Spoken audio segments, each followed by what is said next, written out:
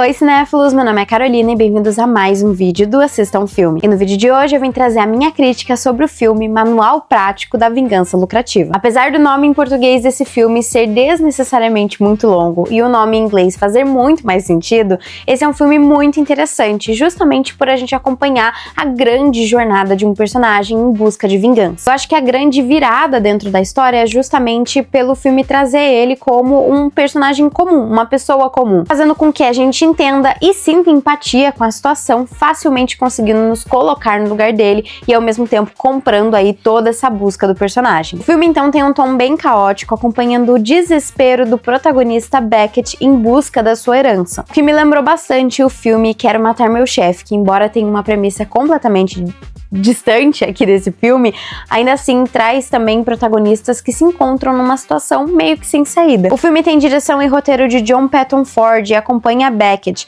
um jovem que arquiteta um plano de assassinato para herdar a riqueza de sua família. A história então é narrada por Beckett para um padre 4 horas antes da sua execução, começando a história falando sobre a sua mãe, que engravidou com 18 anos e acabou sendo expulsa da família. Assim, durante toda a infância, o garoto ouviu que mesmo sendo expulso da família, ele ainda assim estava dentro da herança e que ele receberia ela se todos os outros membros da família antes dele morressem. E então, depois de ser demitido do seu emprego mediano e de reencontrar uma antiga paixão de infância, o Beckett resolve então agir e matar os seus familiares para enfim conseguir herdar uma grande fortuna. Compramos as motivações do Beckett desde o início do filme, principalmente por todas elas partirem de um lugar de desespero e vingança. No começo da história, o protagonista conta que a sua mãe morreu jovem e que ainda assim ninguém da família prestou nenhum tipo de ajuda, o deixando completamente sozinho e com essa raiva crescente. E eu também achei interessante que mesmo ele encontrando esses ricaços dentro da sua família, que são extremamente excêntricos,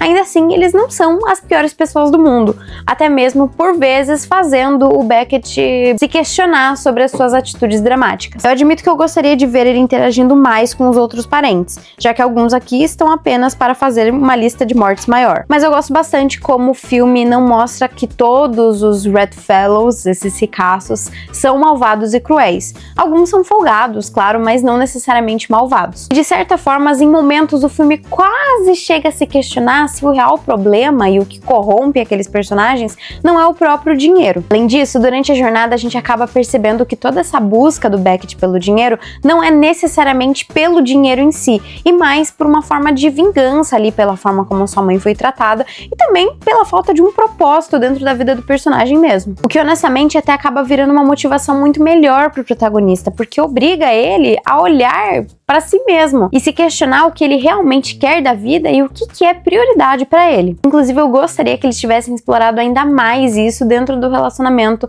entre o Beckett e a Ruth. A Ruth aqui, que é um dos pares românticos do Beckett, é praticamente a coadjuvante perfeita. Jessica Henwick tem uma presença extremamente magnética, roubando todas as cenas de uma forma simples apenas por ser carismática.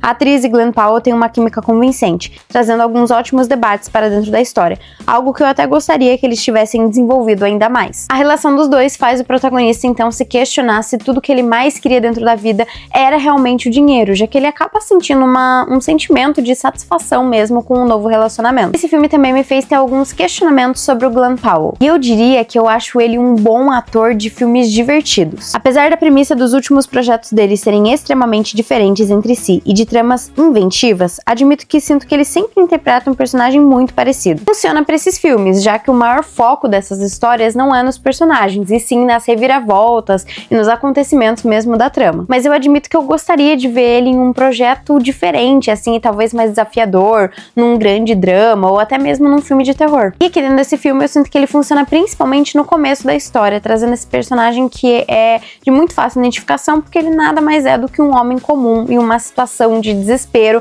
movido muito também por conta da raiva, o que torna ele de muito fácil identificação. Mas honestamente, eu sinto que por vezes o filme se esquece disso e transforma ele nesse grande gênio do crime, com umas mortes arquitetadas de uma forma super elaborada, fazendo ele até mesmo assumir um jeito meio confiante e até psicopata. Mas apesar disso, a crescente das situações absurdas da história a deixa ainda mais dinâmica, apesar de eu sentir que essa questão causou uma quebra do personagem. E inicialmente até eu diria que os melhores momentos dentro da história são quando a Margaret Qualley aparece aqui na história. Aqui interpretando uma amiga de infância rica do Beckett, que eles passam muitos anos sem contato e de repente eles se reencontram. E eu gosto bastante da atriz, então eu sempre fico muito feliz em ver novos projetos dela. E aqui eu acho que ela funciona também no começo do filme. A Julia é recém-casada, mas é ignorada por seu novo marido, assim mantendo contato com o Beckett. Porém, depois da metade do filme, a sensação que ficou é que as interações dos dois atores pareciam não fazer parte da história, parecendo quase ser outro filme. Seja pelo tom das cenas dos dois, até